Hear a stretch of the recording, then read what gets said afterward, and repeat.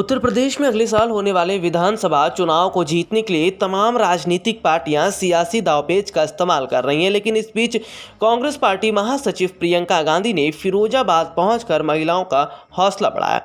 इस दौरान प्रियंका गांधी ने कहा कि महिलाओं को इस वक्त आगे बढ़ने की जरूरत है और महिलाएं जिस तरह से आगे बढ़ेंगी उसका फायदा उन्हीं को मिलेगा। हालांकि इस बीच प्रियंका गांधी ने कहा कि उन्हें इस बार चुनाव में वोट बहुत सोच समझ कर करना है, क्योंकि उनकी एक एक वोट की कीमत है। हालांकि प्रियंका गांधी ने यह बताया कि कांग्रेस पार्टी किस तरह से आज कई बड़े बड़े ऐलान कर रही है और उसका फायदा जनता को मिलने वाला है। क्या कुछ कहा प्रियंका गांधी ने, आइए आपको दिखाते हैं। सबसे पहले ये कहा है कि शोषण हो रहा है। क्यों?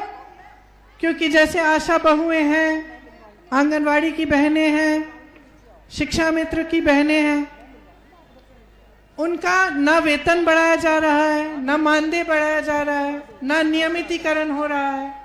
और जब वे अपना हक मांगती हैं तब उनको पीटा जाता है, पुलिस द्वारा लाठियां बरसाई जाती हैं।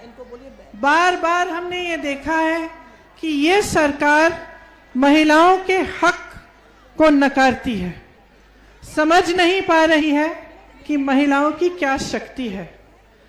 इनकी जो विचारधारा है, इनकी मानसिकता है, वो यही है कि आपको एक गैस सिलेंडर पकड़ा दिया और उनकी सारी जिम्मेदारी उसी के साथ समाप्त हो गई। उसके बाद आप दूसरा सिलेंडर कैसे खरीदेंगी वो पूछा तक नहीं। आप सशक्त कैसे होंगी पूछा नहीं। आपकी शिक्षा कैसे कंप्लीट होगी वो नहीं पूछा। आपका सशक्तिकरण, आपके लिए रोजगार कहाँ से पैदा करेंगे, कुछ नहीं किया। वो सोचते हैं कि सिर्फ एक ही गैस सिलेंडर देने से आप सब उनको वोट दे देंगे। इसी तरह से जब भी चुनाव में आपके सामने आते हैं तो कभी आपकी सशक्तिकरण की बात नहीं होती, आपकी भलाई की बात नहीं होती। योजनाएं, स्कीम, बहुत घोषणाएं होती हैं, लेकिन उन घोषणाओं को कभी जमीन पर बनाया नहीं जाता है, कराया नहीं जाता है।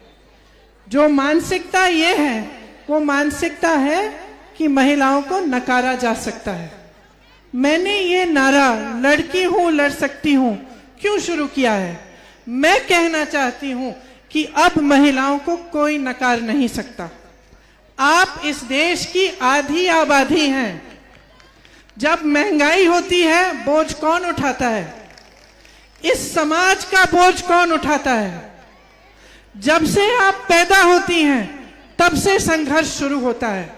पढ़ाई के लिए मेरी गाड़ी में एक लड़की आई मेरे साथ, यहाँ संध्या नाम की लड़की। मैंने भीड़ में देखा, गाड़ी में बिठाया, उसने मुझे बताया कि शिक्षा के लिए उसने संघर्ष करना पड़ा। उसे संघर्ष करना पड़ा अपने परिवार से, समाज के साथ, कि उनको शिक्षा, उनको पढ़ाई करने दे एक स्तर के बाद। उसी तरह से तमाम महिलाएं हैं जो संघर्ष कर रही हैं सिर्फ शिक्षा पाने के लिए।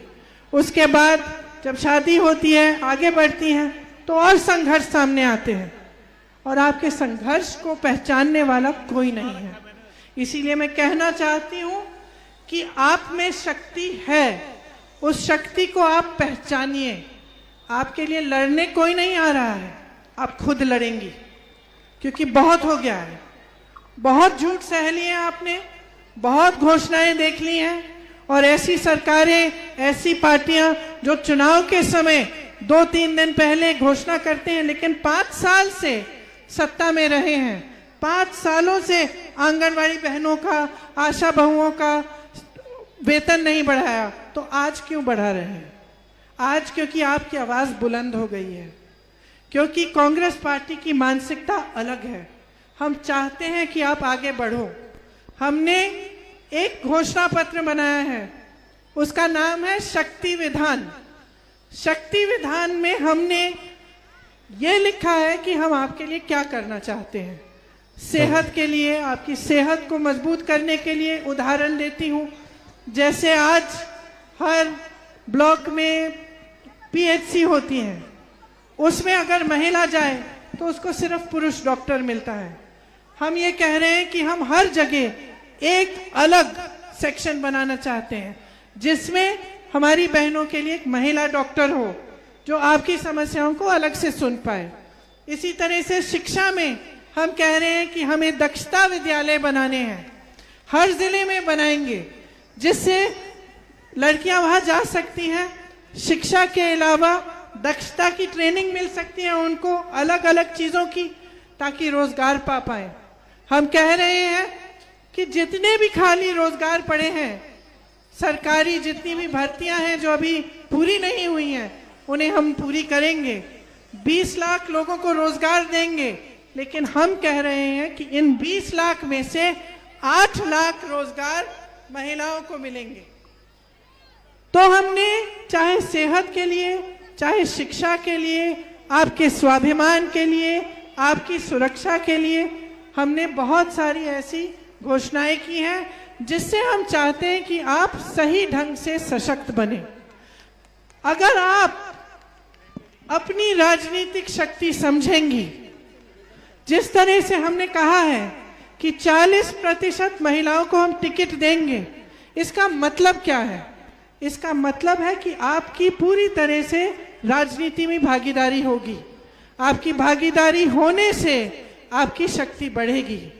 मैं ये कहना चाहती हूँ कि जब तक आप जागरूक नहीं बनेंगी, आप ये बात नहीं समझेंगी कि आप कितनी शक्ति आपके अंदर है, कि अगर एकजुट हो जाएं, आप इकट्ठी हो जाएं और ये तय कर लें कि इस देश की, इस प्रदेश की राजनीति बदलनी है, तो आप कर सकती हैं। क्योंकि आज आपने बार बार सुना कि जो नेता हैं वो आकर घोषणाएं करते हैं, चले जाते हैं और कोई जवाबदेही नहीं है। इसमें नेता की गलती है, लेकिन आपकी भी गलती है। क्योंकि जब जाति की बात होती है, जब सांप्रदायिक बातें होती हैं, धर्म की बात होती है, तब आप अपना वोट उन बातों पर डालते हैं। और मैं आपसे कहना चाहती हूं कि समझ लीजिए आप नेता हैं, आपने वादे वचन कर लिए, लेकिन आपको अपने मन में मालूम है कि जब चुनाव आएगा तो जाति की बात करेंगे, धर्म की बात करेंगे तो वोट मिल ही जाएगा। तो फिर काम क्यों करेंगे? काम नहीं करेंगे। काम तभी करेंगे जब आपको मालूम होगा, जब हर नेता को मालूम होगा कि आपकी गली में आएंगे, अगर आपका विकास नहीं किया है, अगर आपकी गली में बिजली नहीं है, पानी नहीं है, पाठशाला नहीं है, तो दोबारा से वोट नहीं मिलेगा। आप अगर नेता को जवाबदेह नहीं बनाएंगे, उसकी जिम्मेदारी नहीं समझाएंगे, तो इसी तरह की राजनीति चलती रहेगी। बार बार आपको फुसलाया जाएगा, आपको धोखा दिया जाएगा, लेकिन आपके विकास की बात नहीं होगी। तो देखा आपने कि किस तरह से प्रियंका गांधी ने खुलकर महिलाओं का हौसला तो बढ़ाया, इसके साथ ही ये भी बताया कि यूपी चुनाव में अगर जनता सोच समझकर वोट नहीं करेगी तो उसका नुकसान उन्हें आने वाले समय में उठाना पड़ सकता है। अब देखना ये होगा कि प्रियंका गांधी को महिलाओं का कितना बड़ा समर्थन मिलता है। SPN 9 न्यूज़ रूम की रिपोर्ट।